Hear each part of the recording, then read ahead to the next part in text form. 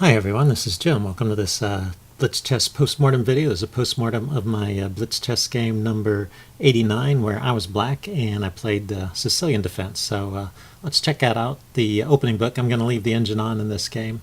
No terrific tactics, some interesting stuff though. So nice to have the engine there to verify what's going on. E4, C5, and my opponent played the very unusual move D4.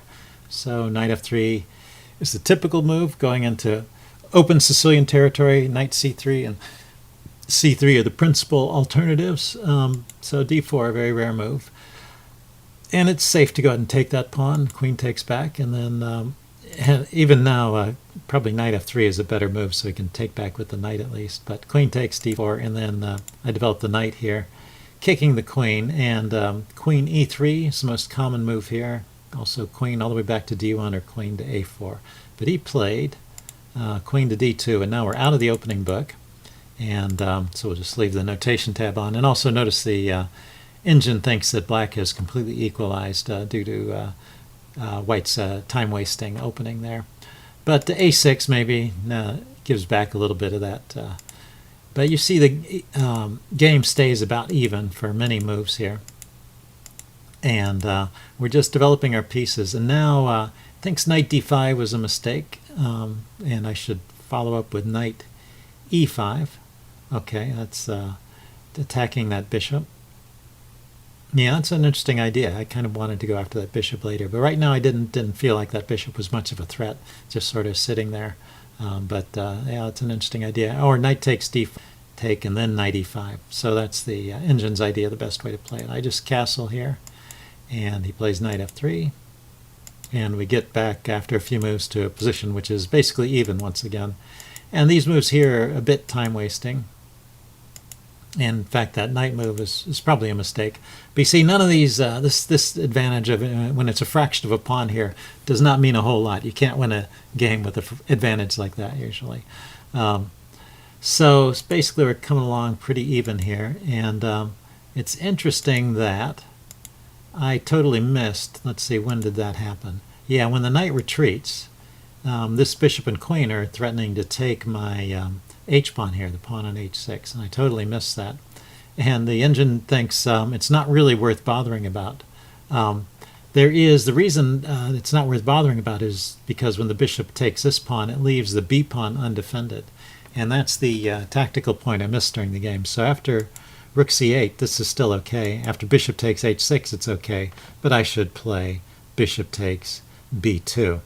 And then if his bishop takes my rook, my bishop can take his rook. So this is all good for black here. But I didn't even notice. I seem to have had a blind spot for this b2 pawn. So I played something else. And now he can trade and get rid of my bishop. And now he's got an advantage. Notice it's not a full pawn, but it's a definite advantage for white. And even here, this queen move here is actually a double threat, hitting the b pawn and threatening the e pawn as well. And when he played queen g3, I could have just taken the b pawn again. Kind of interesting. I just had a blind spot there, but I took the e pawn instead. Let's see. Now he could have defended with rook f to d1. Rook f to d1. So that's a kind of an active defense. It's just indirectly threatening my queen. And let's see what would happen in this line, because I'm kind of curious now. Rook f d1, if white had played well. Queen takes b2. I grab the pawn. Queen takes e7. This pawn is hanging. Okay, so that's what I was missing here in this situation. So I'm attacking this pawn, and he's attacking that pawn. And I can only grab one pawn at a time. So he can get away with just making a developing move like rook f d1. I take a pawn, his queen takes a pawn.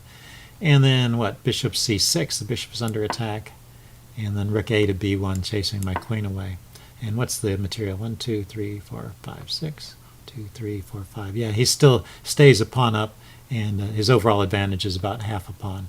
Okay, but instead of playing that way, he played queen to g3, and that counterattacks my e pawn, the pawn on e5, But actually that pawn is well enough defended at the moment. And I should just go ahead and take on b2 here. Instead I took on e4, and there is a problem here after takes and takes. He should play rook a to e1, chasing my queen away. Again, let's look at this variation. Queen, but I get this pawn on c2. So it's not awful, and in fact it's still an advantage to black. So I guess this one wasn't so bad. Queen takes e4, so rook a e1 is the best move, but still not so great. After queen takes c2, what's his best try? Oh, his best try is queen takes e5 check. And king to g8. Just same material, but his queen is more active here, and now white has a slight advantage. So that's a way for white to get the advantage. Instead, he played c3, just moving this pawn out of take, and also it's more stable on c3. I can't threaten it from the front anymore. And the game is about even once again, but slowly I improve my position along here. And yeah, he just lets me have the file. This is usually a mistake. If someone challenges you on a file, you need to try and maintain control of it. When you give up control of the file, this just gives me a lot more freedom for my pieces. My rook can come in here to d2. The other rook can come to c4. And there was no need to give that up. So king f7 was not the most accurate move there. What's a good move here? Rook d2. Yeah, just going directly for the second rank there. And another idea would be rook d3, chasing the queen. But yeah, directly rook d2 is the best move. So I still keep some advantage, and I come up with this idea later, so he didn't prevent it. And then, oops, ran all the way to the end. That was a little bit quick. Let's back up to where we were. Back up some more. Rook d2. Yeah, I just played rook d2. And so he harasses my queen, and but my queen has a good square to go to there. And I just have to move my king over to g7 to keep his queen from penetrating. And I maintain my slight advantage through here, and just start getting my pieces more active bit by bit. And start going after his loose pawns on the queen side.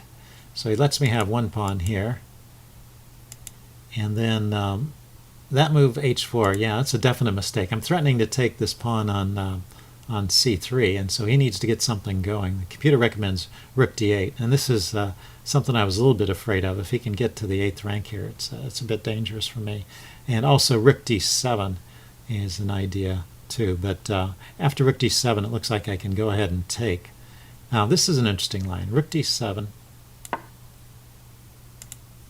I take, he takes with check, and I run away to h6. Now this is kind of scary. Can't his queen check? No, his queen can't check me because the rooks are guarding these squares the queen might check me from.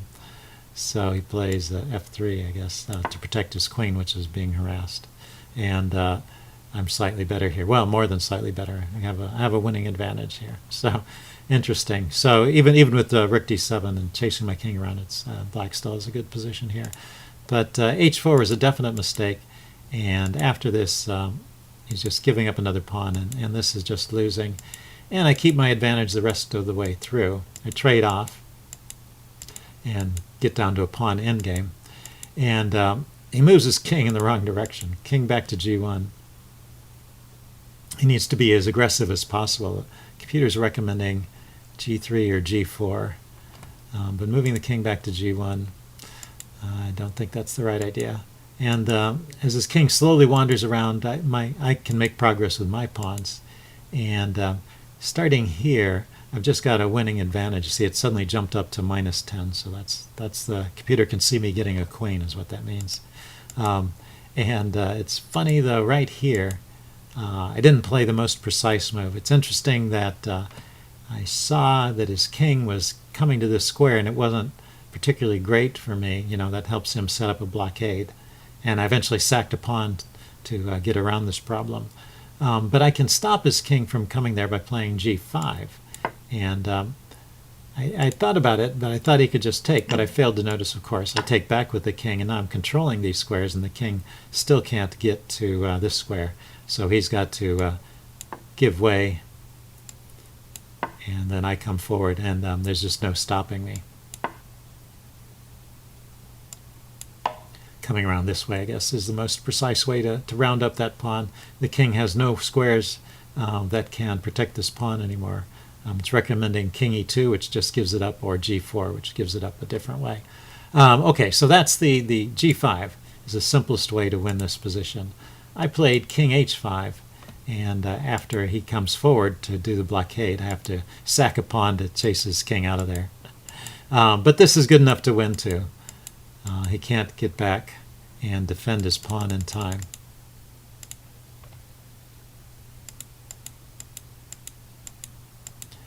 And so I'm just winning. I'm going to queen way before he can round up and queen those other pawns. So this is a win for black, even if the white pawn is all the way down to the 7th rank here.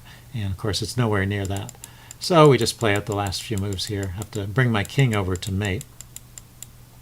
But placing your queen directly in front of the pawn, so and has nowhere to go, and then just moving your king over is a fine strategy. And then after his king is trapped, I just have to march my king up and mate with the queen. So that was the end of the game. Hope you found something interesting or instructive there. And if you have any comments, leave them in the section below, and I'll see you again later. Bye.